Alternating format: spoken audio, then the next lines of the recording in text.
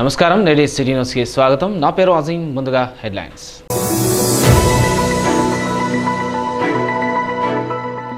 మంచిర్యాల జిల్లాలో ఘనంగా 14వ జాతీయ ఓటర్ల దినోత్సవం. ఆయా ప్రాంతాల్లో విద్యార్థులతో కలిసి ర్యాలీలు నిర్వహించిన అధికారులు.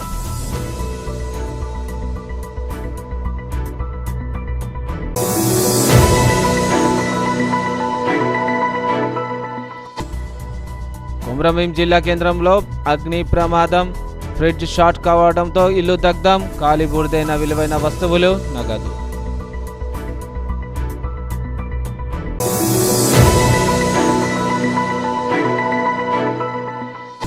జగిత్యాల సబ్ జైలులో ఉన్న సర్పంచ్ రాజేశ్వర్ రెడ్డిని పరామర్శించిన ఎమ్మెల్సీ కల్వకుంట్ల కవిత. బీఆర్ఎస్ నేతలపై కాంగ్రెస్ ప్రభుత్వం అక్రమ కేసులు పెడుతూ ఇబ్బందులకు గురి చేస్తుందని మండిపాటు.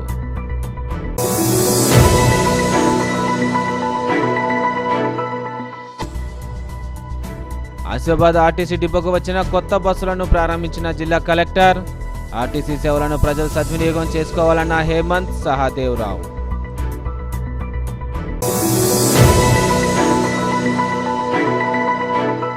మంచిర్యాల జిల్లా వ్యాప్తంగా 14వ జాతీయ ఓటర్ల దినోత్సవాన్ని ఘనంగా జరుపుకున్నారు. ఆయా ప్రాంతాల్లో అధికారులు విద్యార్థులచే ర్యాలీలు నిర్వహించారు. జాతీయ ఓటర్ దినోత్సవంలో సందర్భంగా ర్యాలీ నిర్వహించి అవగాహన కల్పించారు అధికారులు. జాతీయ ఓటర్ దినోత్సవం సందర్భంగా స్థానిక కళాశాల మైదానం నుండి ఊత్కూర్ చౌరస్తా వరకు ర్యాలీ నిర్వహించి విద్యార్థులచే ప్రతిజ్ఞ చేయించారు. ఈ సందర్భంగా మంచిర్యాల డివిజన్ రెవెన్యూ అధికారి రాములు మాట్లాడుతూ, భారత ఎన్నికల సంఘం సూచన మేరకు భారత ప్రజాస్వామ్యాన్ని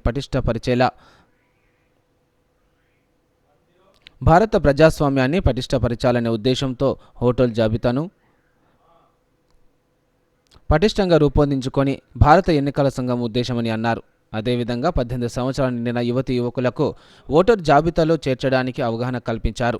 ఇప్పటి వరకు 14 జాతీయ ఓటర్ దినోత్సవం జరుపుకున్నామని అన్నారు. 2024 సంవత్సరంలో ప్రపంచంలోని 60 దేశాలు ఎన్నికల్లో పాల్గొంటున్నాయని, కాబట్టి ఈ ఎన్నికలకు గొప్ప ప్రాధాన్యత ఉందని తెలిపారు. మన భారత ఎన్నికల సంఘం భారత ప్రజాస్వామ్యాన్ని పటిష్టపరచాలన్నటువంటి ఉద్దేశంతో ఓటర్లని మంచిగా పోలింగ్ స్టేషన్లలోకి వచ్చి ఓట్లు వేయడమే కాకుండా ఓటర్ల జాబితాని మంచిగా తయారు చేసి 18 సంవత్సరాలు నిండినటువంటి యువతీ యువకులు ఎవరైతే ఉంటారో వారందరినీ ఖచ్చితంగా ఓటర్ జాబితాలో చేర్చేటువంటి పండుగనే ఈ యొక్క జాతీయ ఓటర్ల దినోత్సవము. ఈ యొక్క జాతీయ ఓటర్ల దినోత్సవము 2011 సంవత్సరం నుండి జరుపుకుంటున్నాము. అప్పటికి భారత ఎన్నికల సంఘం ఏర్పడి 60 సంవత్సరాలు పూర్తి అయిన సందర్భంగా, ఒక షష్ఠి పూర్తి సందర్భంగా ఈ యొక్క ఎన్నికల సంఘం ఈ యొక్క జాతీయ ఓటర్ల దినోత్సవాన్ని తీసుకొచ్చింది. నేడు అందులో భాగంగా మనం 14వ జాతీయ ఓటర్ల ఎన్నిక దినోత్సవాన్ని జరుపుకుంటున్నాము. దీని యొక్క ముఖ్య ఉద్దేశం ఏమిటంటే, ఎవరైతే ఓటు నమోదు చేసుకోవడానికి అర్హత ఉంటారో వారిని నమోదు చేయడము, ఓటు నమోదు చేసుకున్న అనంతరము వారు ఓటర్ జాబితాలోకి వచ్చిన తర్వాత ఓటు వేసేటువంటి సందర్భం వచ్చినప్పుడు తప్పకుండా ఓటు వేయించేటువంటి కార్యక్రమమే ఈ యొక్క జాతీయ ఓటర్ల దినోత్సవం. ఈ యొక్క 2024 సంవత్సరం అనేటువంటిది ప్రపంచంలో దాదాపు 60 దేశాలు ఈ ఎన్నికల్లో పాల్గొంటున్నాయి. ప్రపంచంలోనే అతిపెద్ద ప్రజాస్వామ్య దేశమైనటువంటి మన దేశంలో ఈ ఎన్నికల ద్వారానే మనము ప్రజాప్రతినిధులను ఎన్నుకొని ప్రభుత్వాన్ని ఏర్పాటు చేసుకొని వారి ద్వారానే మనం పరిపాలన చేసుకుంటున్నాము. ఎక్కడ కూడా ఇంత పెద్ద ప్రజాస్వామ్య దేశం లేదు, ఇంత పెద్ద ఓటర్ల పండుగ లేదు, ఇంత పెద్ద ఓటర్లు వచ్చి ఎన్నికలేసేటువంటి సందర్భమే లేదు. కాబట్టి ఈ సందర్భంగా మన దేశం యొక్క ఉన్నతిని గమనిస్తూ ఇలాంటి జాతీయ పండుగలను మనం అందరూ జరుపుకుంటూ సంతోషిస్తూ మీ అందరికీ శుభాకాంక్షలు. శ్రీరాములు గారు జరిగింది. ఈ జాతీయ ఓటర్ల దినోత్సవం అందరికీ శుభాకాంక్షలు తెలుపుతూ ఈ కార్యక్రమాన్ని విజయాన్ని ధన్యవాదాలు తెలియజేస్తున్నాను.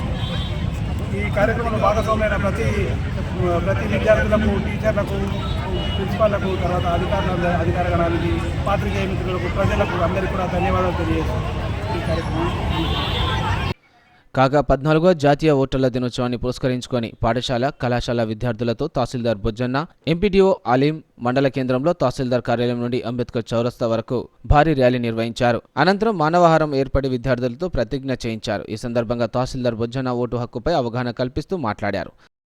భారతదేశ పౌరులమైన మేము ప్రజాస్వామ్యంపై విశ్వాసంతో మన దేశ ప్రజాస్వామ్య సంప్రదాయాలను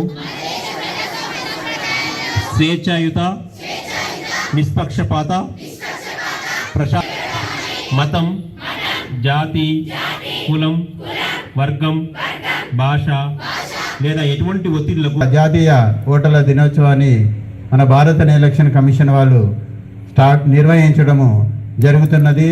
దాని ప్రకారము ప్రతి సంవత్సరము అంచెలంచెగా నేడు మనం 14వ జాతీయ ఓటర్ల దినోత్సవాన్ని నిర్వహించుకోవడము చాలా ఆనందం, సంతోషం. ఓటర్ల జాబితాను ప్రతి సంవత్సరం తాజాపరుచుకుంటూ మనము ఎన్నికలకు ఈ యొక్క ఓటర్ జాబితాను సిద్ధం చేస్తాం. దీనికి గాను 18 సంవత్సరాలు నిండిన ప్రతి యువతి యువకులు ఖచ్చితంగా వారు ఓటర్ని నమోదు చేసుకోవాలి. అలానే వారిని ఓటు హక్కు వినియోగించుకోవడానికి వారికి మనము చేదోడవాదుడిగా ప్రతిసారి వారికి తెలియజేస్తూ వారిని అందరినీ మనము ఉత్తేజపరిచి ఈ యొక్క ఎన్నికల ప్రక్రియ వారిని భాగస్వామ్యం చేయడం అనేది ఉద్దేశము. అయితే మన కాజీపేట మండలంలో చూసినట్లయితే గత అసెంబ్లీ ఎన్నికలలో మనకు ఓటర్ల నమోదు శాతము 70 కంటే తక్కువగా కొన్ని పోలింగ్ కేంద్రాలలో నమోదైంది. దీనికి గాను ఈ మనం ఎస్ఎస్ఆర్ 2024లో మనము గత జనవరి 20 మన 6వ తేదీ నుంచి డ్రాఫ్ట్ పబ్లికేషన్ జరపడం జరిగింది. అప్పటి నుంచి నిరంతరాయంగా ఈ యొక్క ఓటర్ నమోదు ప్రక్రియను మనము మన జనవరి 22 తారీఖు వరకు మనము తీసుకోవడం జరిగినది. ఇప్పుడు మంచి తప్పులు లేని ఓటర్ జాబితాని తయారు చేసుకొని ప్రజలకు ఈ యొక్క ఎన్నికలలో పాల్గొనడానికి అవగాహన కల్పించాలన్న దీని యొక్క.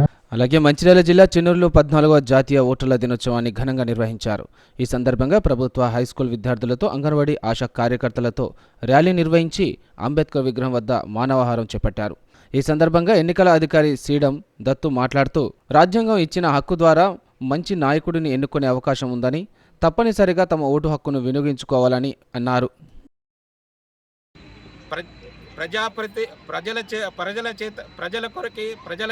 ప్రజల కొరకే ఎన్నుకునే విధానాన్ని మనము ఎలక్షన్ అని అంటున్నాము.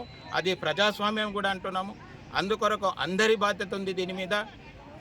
ప్రతి ఒక్కళ్ళు ఓటరుగా నమోదు కావాలి. ప్రతి ఒక్కళ్ళు ఖచ్చితంగా ఓటు వేయాలి. అది మన జన్మ హక్కు.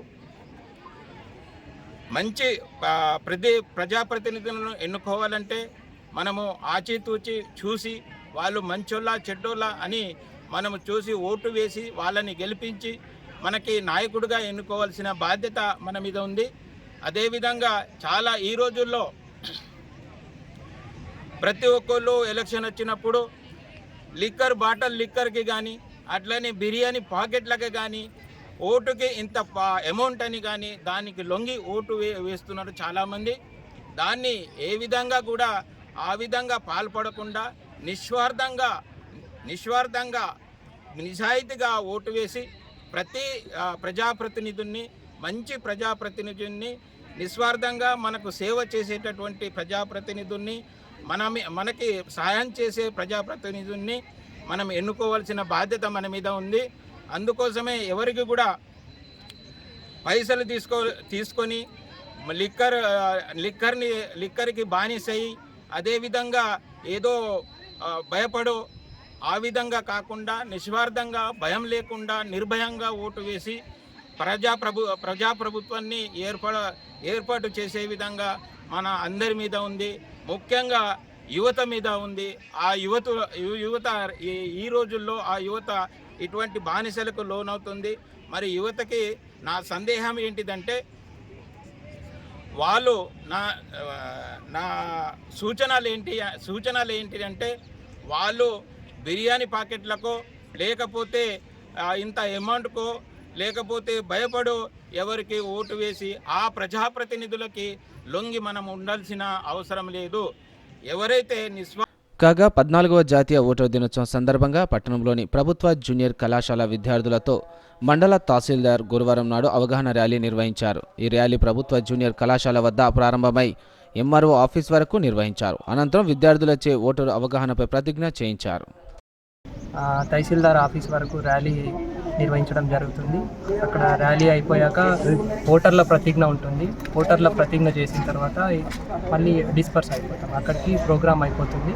ఈ సందర్భంలో అందరూ బిఎల్ఓస్ తమ తమ పోలింగ్ ఏరియాలో కూడా వాళ్ళు నేషనల్ ఓటర్స్ డే జాతీయ ఓటర్ల దినోత్సవం పురస్కరించుకొని కొత్తగా నమోదైన ఓటర్లకు ఎపిక్ కార్డ్స్ డిస్ట్రిబ్యూట్ చేయడము, తర్వాత వాళ్ళని సన్మానించడము అవన్నీ జరుగుతున్నాయి అక్కడక్కడ మొత్తం అన్ని పోలింగ్ కేంద్రాలలో.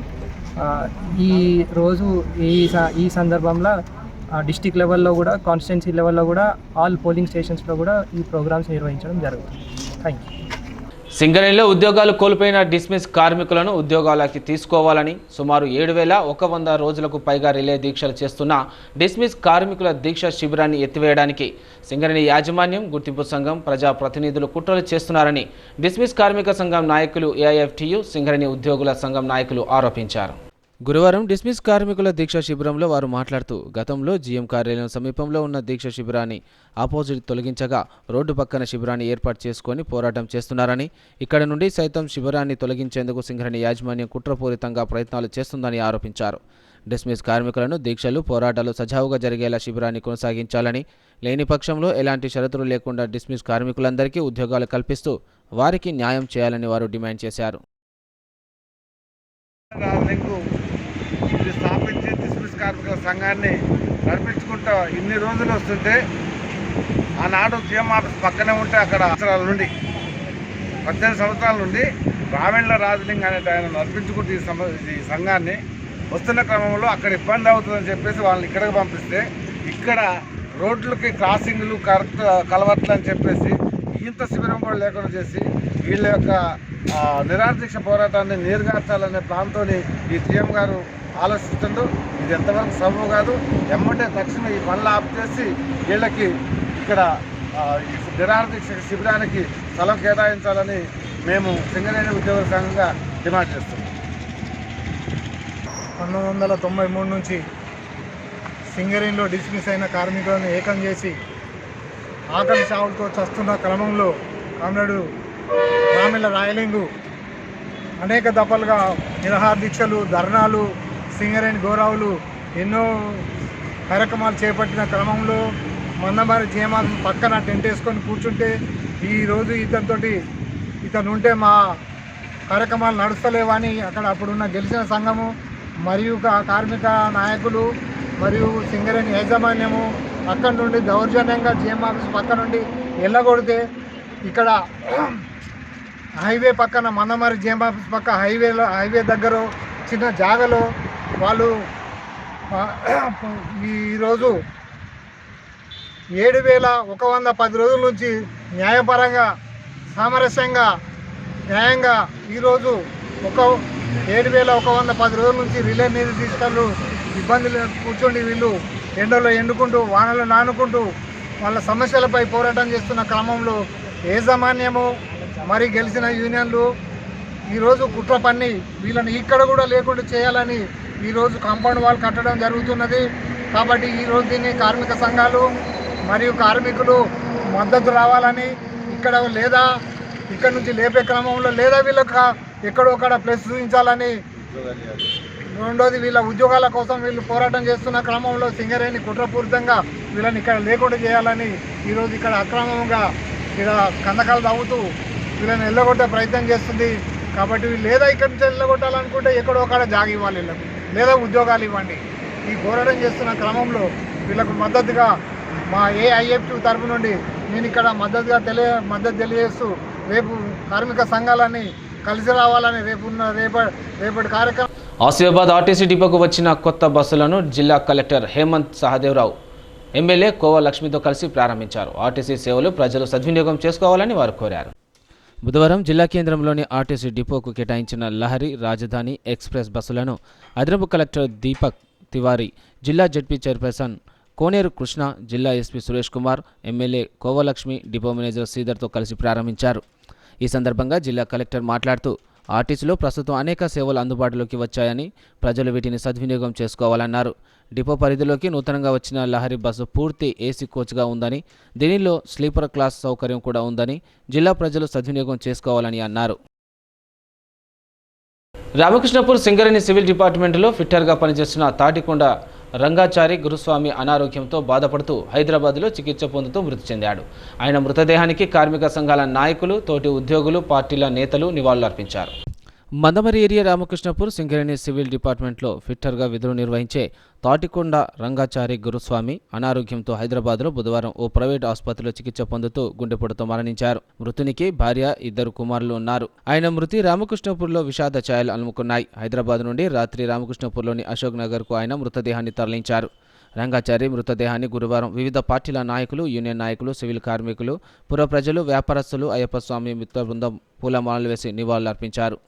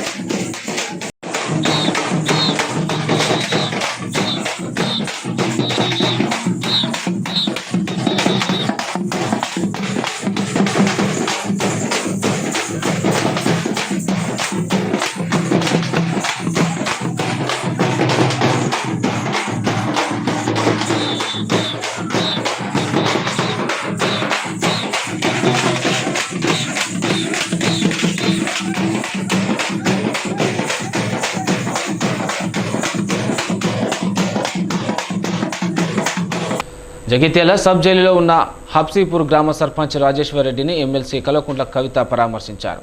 కాంగ్రెస్ ప్రభుత్వం కేసులతో బీఆర్ఎస్ నాయకులను భయపెట్టాలని చూస్తుందని, ఇలాంటి కేసులకు తాము భయపడబోమని ఆమె స్పష్టం చేశారు. కాంగ్రెస్ పార్టీ అధికారంలోకి వచ్చిన వెంటనే అక్రమ కేసులు పెడతామన్నారు. ఇది కాకీల రాజ్యమా, కాంగ్రెస్ రాజ్యమా అని అన్నారు. కాంగ్రెస్ ప్రభుత్వంలో ఇదేనా ఫ్రెండ్లీ పోలీస్ విధానం అని అన్నారు. గతంలో తమ ప్రభుత్వంలో ఎవరిపై అక్రమ కేసులు పెట్టలేదని తెలిపారు. కాంగ్రెస్ పార్టీ చేసినటువంటి వాగ్దానాలు ప్రజలకు చేరేంత వరకు పోరాటం చేస్తామని అన్నారు. కక్షపూరితంగా ఇక్కడ స్థానిక కాంగ్రెస్ పార్టీ ఎమ్మెల్సీ గారు జీవన్ రెడ్డి గారు మరి అధికార బదిలీ జరిగినటువంటి వెంటనే కక్షపూరితంగా కేసు పెట్టి వారిని అరెస్ట్ చేసి జైల్లో ఉంచడం జరిగింది. 30 ఏండ్లలో జీవన్ రెడ్డి గారి హయాంలో ఎన్నడూ జరగనటువంటి అభివృద్ధి బీఆర్ఎస్ పార్టీ మా డాక్టర్ సంజయ్ అన్న గారు గెలిచిన తర్వాత, కొప్పుల ఈశ్వరన్న గారు మినిస్టర్ అయినాక, కేసీఆర్ గారు సీఎం అయినాక హబ్సీపూర్ గ్రామంలో అంత అభివృద్ధి మనం చేసుకోవడం జరిగింది. జరిగినటువంటి అభివృద్ధిని ఓర్వలేక మరి అధికారం మారిన వెంటనే మా సర్పంచ్ గారిని జైల్లో వేయడం అన్నది చాలా దారుణం. కక్షపూరితంగా ఇట్లా జీవన్ రెడ్డి గారు మా కార్యకర్తల పైన కేసులు పెట్టడాన్ని మేము చూస్తూ ఊరుకోం. చట్టపరంగా ఎదుర్కొంటాం, వీధులలో ఎదుర్కొంటాం, అన్ని రకాలుగా కూడా ఎదుర్కొంటాం. ప్రజలకు రాజకీయంగా మీరు చేస్తున్నటువంటి అంశాలన్నింటినీ కూడా ఎప్పటికప్పుడు వివరించి చెప్తామని కూడా ఈ సందర్భంగా తెలియజేస్తా ఉన్నాను. చాలా సీనియర్ నాయకులు జీవన్ రెడ్డి గారు కాంగ్రెస్ పార్టీ అధికారంలోకి రావాలే రావాలే రావాలే అన్నారు. మరి అంతకుముందు కాంగ్రెస్ పార్టీ అధికారంలో లేనప్పుడు, బీఆర్ఎస్ పార్టీ అధికారంలో ఉన్నప్పుడు ఫ్రెండ్లీ పోలీసింగ్ పేరుతోని ప్రజలను పువ్వుల్లో పెట్టుకొని చూసుకోవడం జరిగింది. ఏ పార్టీ కార్యకర్తలైనా వారి మీద రాజకీయ పరంగా మేము పోరాటం చేసినాం తప్పితే చట్టాన్ని వాడుకొని, పోలీసులను వాడుకొని ఇట్లా ఎప్పుడు కక్ష తీర్చుకోలేదు. ఇది కాంగ్రెస్ రాజ్యమా, కాకీల రాజ్యమా అనే విధంగా ఇవాళ రాష్ట్రమంతా కూడా వ్యవహారం నడుస్తూ ఉన్నది. ప్రతి నియోజకవర్గంలో ప్రతి చోట కూడా ఇటువంటి వైఖరినే కాంగ్రెస్ పార్టీ ప్రదర్శిస్తూ ఉన్నది. కాకపోతే జీవన్ రెడ్డి గారికి మేము హితవు చెప్తా ఉన్నాం, ఇటువంటి వైఖరి ఎక్కువ రోజులు నిలబడదు, ప్రజలు తిరగబడతారు. ఇప్పుడు మీరు వాగ్దానం చేసినటువంటి అమలు చేసేటటువంటి ప్రయత్నం చేయండి. మీరు అలవి కాని వాగ్దానాలు చేసి అధికారంలోకి వచ్చినారు, వాటిని అమలు చేయండి, ప్రజల కోసం పనిచేయండి. కానీ ఇతర పార్టీ నాయకులు, కార్యకర్తల మీద కక్షపూరితంగా వ్యవహారం చేస్తే ప్రజలే దాన్ని తిప్పికొడతారు. తెలంగాణ ప్రజలందరికీ కూడా వినమ్రంగా మేము కొమరంభీం జిల్లా కేంద్రంలోని పొట్టి శ్రీరాములు చౌరస్తా సమీపంలో గల ఓ ఇంట్లో ఫ్రిడ్జ్ షార్ట్ కావడంతో అగ్ని ప్రమాదం సంభవించింది. ఈ ప్రమాదంలో విలువైన వస్తువులు, నగదు కాలి బూడిదయ్యాయి.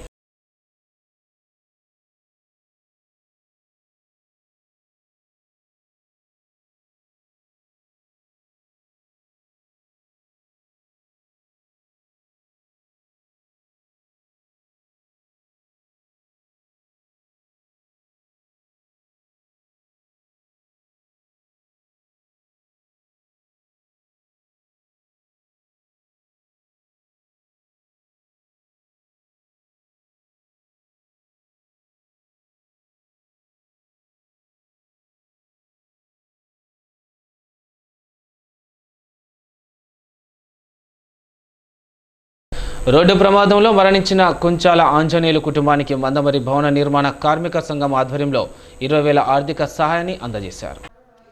మందమరి పాత బస్టాండ్లో ఇటీవల జరిగిన రోడ్డు ప్రమాదంలో మృతి చెందిన కుంచాల ఆంజనేయులు కుటుంబానికి భవన నిర్మాణ కార్మిక సంఘం ఆధ్వర్యంలో 20,000 మృతుడి కుటుంబానికి అందజేశారు. ఈ సందర్భంగా సంఘం పట్టణ అధ్యక్షుడు దుర్గయ్య మాట్లాడుతూ తమ సంఘంలో కోశాధికారిగా పనిచేసిన ఆంజనేయులు మృతి బాధాకరమని అన్నారు. ఆంజనేయుల కుటుంబానికి భవన నిర్మాణ కార్మిక సంఘం ఎల్లప్పుడూ అండగా ఉంటుందని తెలిపారు. సిటీ న్యూస్ ముగించే ముందు హెడ్లైన్స్ మరోసారి.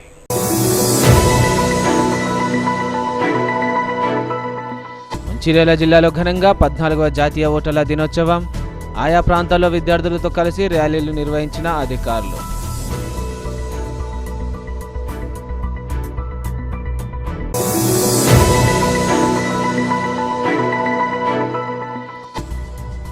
కొమరంభీం జిల్లా కేంద్రంలో అగ్ని ప్రమాదం.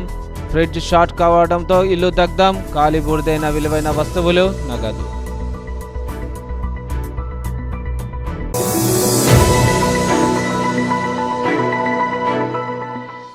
జగిత్యాల సబ్ జైలులో ఉన్న సర్పంచ్ రాజేశ్వర్ రెడ్డిని పరామర్శించిన ఎమ్మెల్సీ కల్వకుంట్ల కవిత. బీఆర్ఎస్ నేతలపై కాంగ్రెస్ ప్రభుత్వం అక్రమ కేసులు పెడుతూ ఇబ్బందులకు గురి చేస్తుందని మండిపాటు.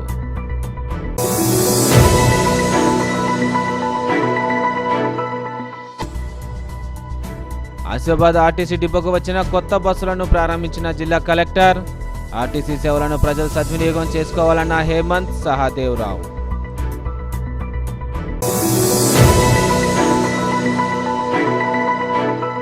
నేటి సిటీ న్యూస్ ఇంతటితో సమాప్తం. తిరిగి ప్రసారమైన సిటీ న్యూస్తో మళ్ళీ కలుసుకుందాం. అంతవరకు సెలవు. నమస్కారం.